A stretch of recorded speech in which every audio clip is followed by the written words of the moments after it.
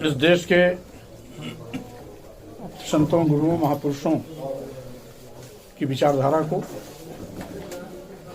Mission के रूप में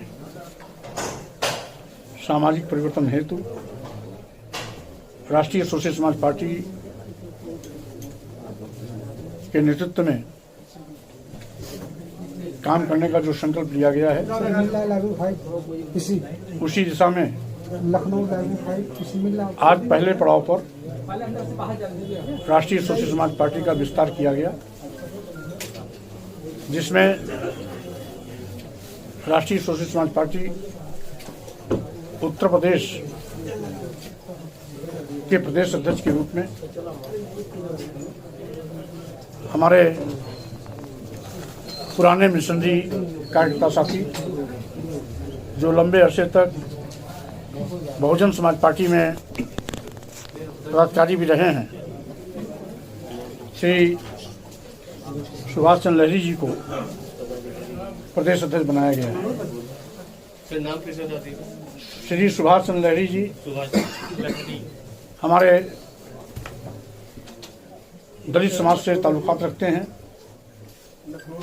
लंबे अरसे तक बहुजन समाज पार्टी के विभिन्न पदों पर रह चुके हैं और आज जब बाबा साहब डॉक्टर अम्बेडकर के मिशन और मानवर काशीराम के सामाजिक परिवर्तन आंदोलन की बात को आगे बढ़ाने का संकल्प लेकर के राष्ट्रीय सोशलिस्ट समाज पार्टी आगे आई है, तो उन्होंने पूरा अपना योगदान संगठन को समर्पित करते हुए एक संकल्प लिया और उनके मिशनरी साथी होने तथा सामाजिक न्याय के प्रति समर्पित होने के नाते मैंने उत्तर प्रदेश राष्ट्रीय सोशलिस्ट समाज पार्टी का उन्हें प्रदेश अध्यक्ष मनोनीत किया है, जिसका कि आज की बैठक में सर्वसम्मत से लोगों ने न केवल अपनी सहमति दी बल्कि गर्मजोशी के साथ उनका स्वागत भी किया। इसी के साथ ही साथ राष्ट्रीय सोशलिस्ट समाज पार्टी में बामसिफ के तर्ज पर यहाँ पर राष्ट्रीय शोषित बुद्धिजीवी संघ का भी गठन किया गया, जिसमें हमारे बुद्धिजीवी संवर्ग के लोग रहेंगे। मुख्यतः उसमें रिटायर्ड अधिकारी, रिटायर्ड कर्मचारी, वर्तमान में अधिकारी, वर्तमान में कर्मचारी के पदों पर काम कर रहे सरकारी क्षेत्र के कर्मी रहेंगे, जो या तो पूर्व में रह चुके हैं या वर्तमान में हैं। जिस प्रकार से पहले बहुजन समाज पार्टी में बामसिफ के माध्यम से कार्यकर्ताओं को कैडर दिया जाता था, उसी प्रकार से इस उप संगठन के माध्यम से हम अपने राष्ट्रीय सोशलिस्ट समाज पार्टी के कार्यकर्ताओं को कैडर देने का काम करेंगे, जिसमें हमारे एक बहुत ही पुराने और वरिष्ठ अनुभवी बामसिफ के साथी, जिन्हें मानवर काशीराम साहब के साथ भी काम करने का अवसर मिल चुका है, लंबे अरसे तक बहुजन समाज पार्टी के संस्थापक मानवर काशीराम जी के सहयोगी रहे हैं। ऐसे अनुभवी साथी विनोद मिलिंद जी को इसका राष्ट्रीय शोषित बुद्धिजीवी संघ का मुख्य प्रेरक मनोनीत किया गया है और उनके सहयोगी के रूप में श्री श्यामलाल गौतम जी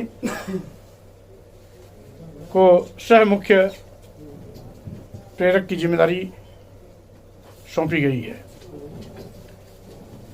आज के बाद जल्दी ही हम जहां अपने राष्ट्रीय कार्य समिति का विस्तार करेंगे, वहीं पर प्रदेश में भिन्न भिन्न चरणों में जोन कोऑर्डिनेटर, मंडल कोऑर्डिनेटर, उसके बाद जिला संगठन के रूप में विस्तार करेंगे, जिसमें जोनल कोऑर्डिनेटर और मंडल कोऑर्डिनेटर मिलकर के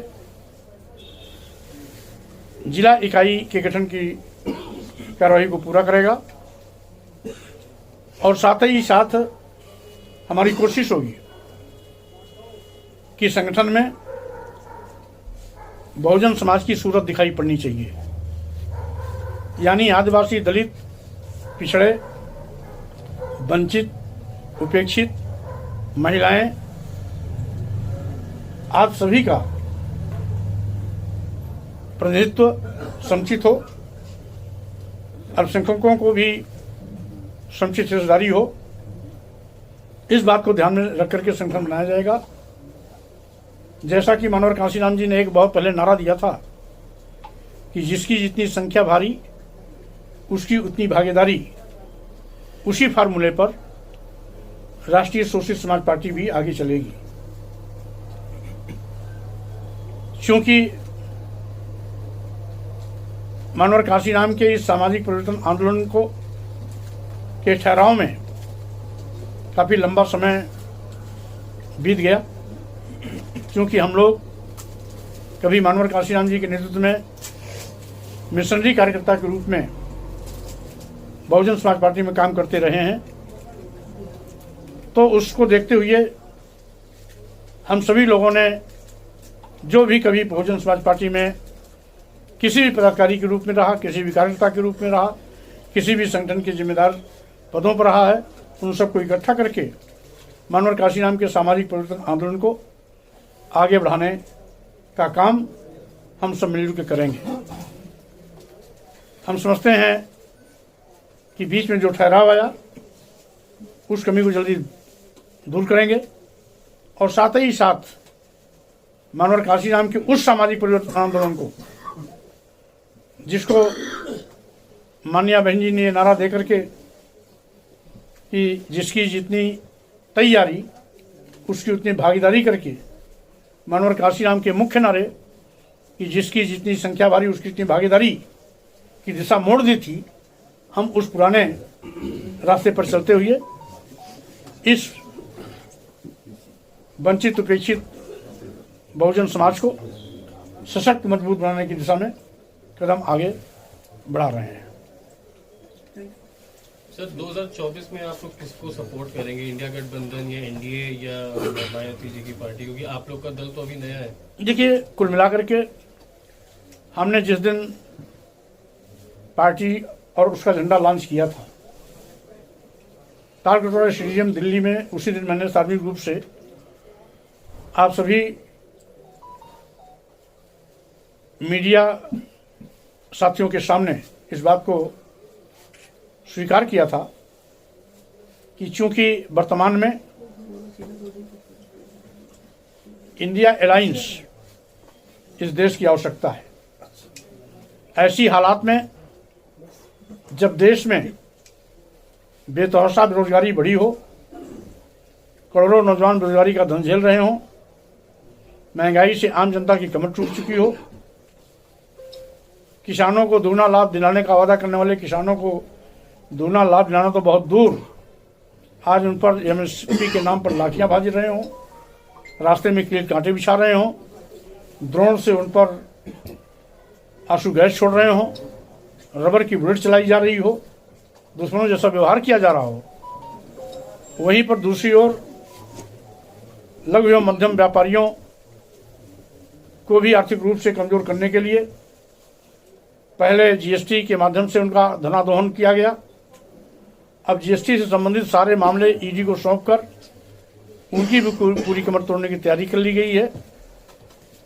इसी को देखते हुए कि आज जिस तरीके से लोकतंत्र खतरे में है, लोकतांत्रिक मूल्यों की हत्या की जा रही है, लोकतंत्र के नाम पर विपक्ष की आवाज को दबाने के लिए ईडी, सीबीआई, इनकम टैक्स का दुरुपयोग किया जा रहा है, उसको देखते हुए आज देश भी खतरे में है वहीं दूसरी ओर संविधान भी खतरे में है, क्योंकि भारतीय संविधान के निर्देश के क्रम में अनुसूचित जाति, अनुसूचित जनजाति और पिछड़ों को दिया गया आरक्षण आज शून्य और निष्प्रभावी किया जा रहा है। यहां तक कि जातिवार जनगणना की मांग की अनदेखी की जा रही है। जब पिछड़ों की बात आएगी तो माननीय प्रधानमंत्री जी दुहाई देंगे कि हम भी पिछड़े हैं, और अभी पार्लियामेंट में भी उन्होंने इस बात को दोहराया था कि विपक्ष को दिखाई नहीं पड़ता कि सबसे पिछड़ा यहाँ पार्लियामेंट में बैठा हुआ है। जब अपने स्वार्थ की बात आती है तो माननीय प्रधानमंत्री पिछड़े हो जाते हैं, लेकिन जब देश के वंचित, उपेक्षित, अनुसूचित जाति, अनुसूचित जनजाति और पिछड़ों के हितों की बात आती है तब वो कहते हैं हम पिछड़ा में विश्वास नहीं करते, हम गरीब में विश्वास करते हैं। अब उनकी नज़र में शायद अदानी और अंबानी गरीब हैं, इसीलिए उन पर वो ज़्यादा मेहरबान हैं। देश की तमाम शारीरिक, तमाम सरकारी संपत्तियां जो अभी तक लाभ के उपक्रम रहे हैं, एक एक करके उनको अदानी और अंबानी के हाथों में सौंपते जा रहे हैं। देश के सभी बंदरगाह, सभी एयरपोर्ट, एयर इंडिया, सभी रेलवे स्टेशन, कई दर्जन ट्रेनें, LIC जैसी बड़ी संस्था अदानी अंबानी के हवाले करके ये साबित करना चाहते हैं कि आज केवल देश में 2 पूंजीपति हैं और वही सबसे गरीब हैं, और इसीलिए देश की सारी संपत्तियां उनको परोस रहे हैं। तो स्वाभाविक रूप से आज देश भी खतरे में है, क्योंकि देश की राष्ट्रीय संपत्तियां बेची जा रही हैं। संविधान भी खतरे में है, क्योंकि आरक्षण की धज्जियां उड़ाई जा रही हैं। लोकतंत्र भी खतरे में है, क्योंकि लोकतंत्र का गला घोटा जा रहा है। इसलिए इसको देखते हुए आज इंडिया अलायंस इस देश की जरूरत बन गई है। राष्ट्रीय सोशलिस्ट समाज पार्टी यद्यपि अभी नवगठित, नवसृजित पार्टी है, इसलिए हम बिना शर्त इंडिया अलायंस को सपोर्ट करेंगे। अगर वो अलायंस में हिस्सेदार बनाते हैं तो भी, नहीं बनाते तो भी हमारी प्राथमिकता होगी भाजपा हटाओ, देश बचाओ। भाजपा हटाओ, लोकतंत्र बचाओ। भाजपा हटाओ, देश बचाओ। तो इंडिया गठबंधन के साथी तो आप पहले से थे, क्या आपकी आवश्यकता के अनुरूप काम नहीं हो रहा था? क्योंकि तमाम आरोप आपने लगाए थे जब इस्तीफा दिया था समाजवादी पार्टी पर। हालांकि अब आप इंडिया गठबंधन की बात कर रहे हैं, जिसमें कांग्रेस के नेतृत्व में सपा भी है गठबंधन में, तो अब कैसे तालमेल खाएगा अगर इंडिया गठबंधन के साथ जाएंगे? देखिए, हमने पहले भी कहा था, समाजवादी पार्टी में था तो भी मैं इंडिया अलायंस में था। आज समाजवादी पार्टी से बाहर हूं तो भी मैं इंडिया अलायंस में हूं। समाजवादी पार्टी के नेतृत्व पर मैंने जो आरोप लगाया वो आरोप भी सिद्ध हो गया। जिन पर समाजवादी पार्टी को बहुत गुमान था, बड़ा घमंड था, वो एक नहीं 6 लोग इकट्ठे समाजवादी पार्टी के खिलाफ वोट दे करके अपने असली चेहरे को उजागर कर दिए हैं। हम उन पर टिप्पणी नहीं करना चाहते। जो कल तक समाजवादी पार्टी का मेरे द्वारा किए जा रहे जनाधार बढ़ाने के प्रयास का विरोध कर रहे थे, वही आज भारतीय जनता पार्टी की झोली पहुंच गए हैं। मेरा यही आरोप था कि समाजवादी पार्टी में कुछ ऐसे विधायक, पदाधिकारी और मीडिया प्रभारी हैं जो भारतीय जनता पार्टी के एजेंट के रूप में काम कर रहे हैं।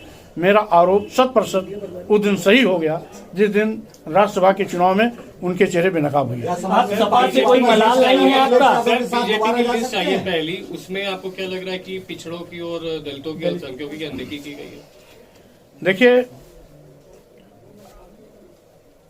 बीजेपी में भी जो दलित और पिछड़े चेहरे किसी भी रूप में हो, सांसद, विधायक, मंत्री, उप मुख्यमंत्री या प्रधानमंत्री, ये केवल दलितों, आदिवासियों, पिछड़ों के आंख में धूल झोंकने के अलावा कुछ भी नहीं है। क्योंकि आज अनुसूचित जाति, अनुसूचित जनजाति और पिछड़ों का संविधान प्रदत्त आरक्षण खत्म किया जा रहा है। कोई भी भारतीय जनता पार्टी का अनुसूचित जाति का विधायक, अनुसूचित जनजाति का विधायक सांसद, या पिछड़े वर्ग का विधायक सांसद, या अनुसूचित जाति, अनुसूचित जनजाति, पिछड़े वर्ग का कोई मंत्री, उप मुख्यमंत्री, प्रधानमंत्री, कोई भी प्रभावी कार्रवाई नहीं कर रहा है, इसका मतलब भारतीय जनता पार्टी में जो भी दलित आदिवासी पिछड़े सांसद विधायक मंत्री हैं वो दलितों आदिवासियों पिछड़ों के दुश्मन हैं। और यही कारण है कि आज दलितों आदिवासियों पिछड़ों का आरक्षण खत्म किया जा रहा है और वो गूंगे बहरे अंधे बनकर तमाशबीन देख। समाजवादी पार्टी के साथ दोबारा वापसी हो सकती है, अखिलेश यादव के साथ जा सकते हैं। और वही 22 जनवरी को अयोध्या में राम जन्मभूमि का प्राण प्रतिष्ठान था, वहां से 5 किलोमीटर की दूरी पे एससी ओबीसी की 3271 बीघा जमीन, लगभग 5 अरब रुपए का जमीन घोटाला हो गया, उनको मुआवजा तक नहीं मिला और वो परिवार एससी ओबीसी का आज वो मरने के कगार पे है। मैं आपसे सहमत हूं, इसीलिए तो मैं कह रहा हूं कि दलित आदिवासी पिछड़ों के नाम पर जो भी विधायक हैं, सांसद हैं, मंत्री हैं, उप मुख्यमंत्री हैं, प्रधानमंत्री हैं, वो सब केवल पिछड़ों के दुश्मन हैं। क्योंकि जब भी इन पर जनजातीय अत्याचार होता है, इनका आरक्षण खत्म हो रहा है, तो कोई भी एससी एसटी ओबीसी का विधायक, सांसद, मंत्री, उप मुख्यमंत्री, प्रधानमंत्री नहीं बोल रहा है, इसका मतलब है वो अपने कुर्सी के सौदागर हैं। सही मायने में दलितों, आदिवासियों, पिछड़ों के हितों की अनदेखी करने वाले लोग उनके हितों की रक्षा नहीं कर सकते। मौर्य जी, अखिलेश यादव अगर आपको दोबारा बुलाते हैं पार्टी में, जिस तरह से अखिलेश यादव को पता आपके चल गया, जो विरोधी थे जिनसे आपका चले गए मतभेद था वो लोग तो चले गए, तो क्या आप दोबारा से आप समाजवादी पार्टी में जाएंगे? देखिए, मैंने पहले भी कहा था, श्री अखिलेश यादव जी से मेरा कोई मनभेद नहीं है। मतभेद था, वैचारिक भेद था, और इसीलिए मैंने 12 फरवरी को व्यक्तिगत वार्ता की थी। संतोषजनक वार्ता न होने के नाते 13 फरवरी को मैंने पत्र लिखा था। 13 फरवरी से एक हफ्ते तक मैंने इंतजार किया। 13, 14, 15, 16, 17 उनका कोई भी दूरभाष पर रंच मात्र भी वार्ता का प्रयास भी नहीं किया गया। 18 को मैंने सार्वजनिक घोषणा कर दी कि अब नई पार्टी बनाऊंगा। दिल्ली के तालकटोरा स्टेडियम में 22 जनवरी को मैंने नई पार्टी गठन भी कर दिया। इसलिए अब वापसी और विलय तो संभव नहीं है। हाँ, इतना जरूर है, अखिलेश यादव जी से न हमारी कभी कोई बैर था, न कोई दुश्मनी थी। हम पहले भी उनका सम्मान करते थे, आज भी उनका सम्मान करते हैं, आगे भी उनका सम्मान करते रहेंगे। जब आप करेंगे बहन जी की तरह है, बहन जी के बहुत सारे नेता, बसपा के बहुत सारे नेताओं को साथ लाने की आप बात कर रहे हैं, तो आप तो बसपा के साथ भी जा सकते हैं। अब अगर इस प्रश्न को आप दोबारा उछालेंगे ज्यादा अच्छा रहेगा। मैं ये कह रहा हूँ कि आपने कांग्रेस तो बीएसपी को मुहिम चला रहा था, वही मुहिम आगे चलाऊंगा। बीएसपी में जब आप थे तो आप तो बीएसपी के साथ भी जा सकते हैं। मैं जो बीएसपी छोड़ के आया हूं इसी बिना पर कि अगर मानवर कांसी राम जी के दिए गए स्लोगन को नहीं बदली होती तो आज बीएसपी की दुर्दशा नहीं हुई होती। मानवर कांसी राम जी का नारा था, जिसकी जितनी संख्या भारी उसकी उतनी भागीदारी। इन्होंने मानवर कांसीराम जी के निर्माण प्राप्त होते ही नारे को बदल दिया, नारे का दूसरा शक्ल दे दिया कि जिसकी जितनी तैयारी उसकी उतनी भागीदारी। तो जिसकी जितनी तैयारी के फार्मूले पर अनुसूचित जात, अनुसूचित जनजात और पिछड़े वर्ग के लोग संसाधन विहीन है, उनकी तैयारी कभी भी हमारे उन लोगों के तुलना में पर्याप्त कभी नहीं हो सकती जो सर्व गुण संपन्न है, सर्वधन से संपन्न है, बल से संपन्न है। यानी जो धन बल हर चीज से संपन्न है, उनके मुकाबले में इनकी तैयारी न्यून होती, जिसके बिना पर मैंने उस समय राष्ट्रीय महासचिव पद का छोड़ा था और नेता विरोधी दल कैबिनेट मंत्री का दर्जा था, उसको भी छोड़ा था। तो जिसको मैंने छोड़ा वहां जाने का औचित्य नहीं। सपा को भी छोड़ा है तो वहां भी नहीं जाएंगे।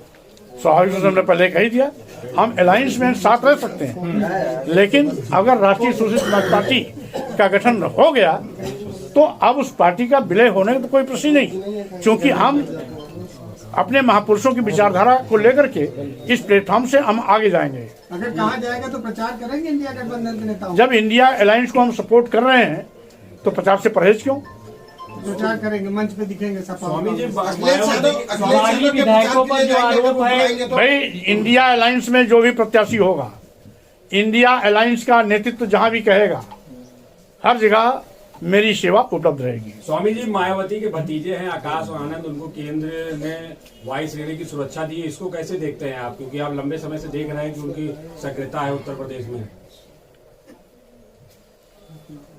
हमें खुशी है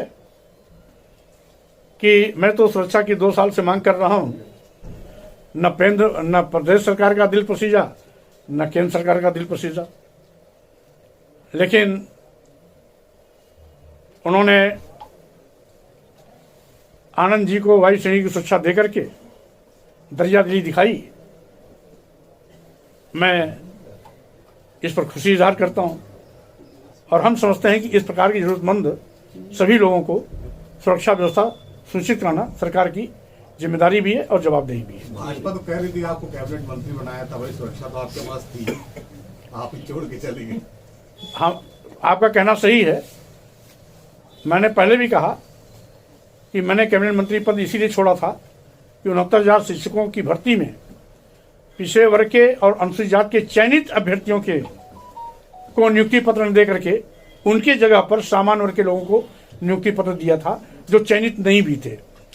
यह है गलती पकड़ी गई भारत सरकार पिछड़ा वर्ग आयोग के माध्यम से। माननीय मुख्यमंत्री ने जांच कमेटी बनाई, उसमें भी सच पाई गई। माननीय हाईकोर्ट ने उन वंचित लोगों को नियुक्ति पत्र देने का आदेश दिया। 2 साल बीतने जा रहे हैं, आज तक उनको नियुक्ति पत्र नहीं दिया गया। और यही नहीं, उत्तर प्रदेश के सभी मेडिकल कॉलेज, मेडिकल विश्वविद्यालयों में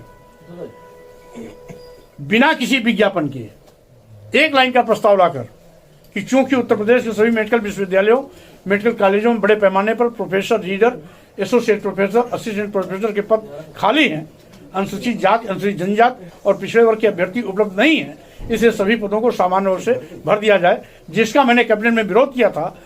प्रस्ताव नहीं रोका गया, इसीलिए उस समय मैंने मंत्रिमंडल को छोड़ा था। और मैं ये भी कहना चाहता हूँ, जब जब अनुसूचित जाति, अनुसूचित जनजाति, पिछड़े वर्गों के हकों पर डकैती होगी, स्वामी प्रसाद मौर्य ऐसे कितना भी महत्वपूर्ण पद क्यों न हो, उसको छोड़ करके सड़क पर संघर्ष का रास्ता जरूर अख्तियार करेंगे। सवर्णों के लिए क्या विचारधारा है, अभी क्या सोचते हैं?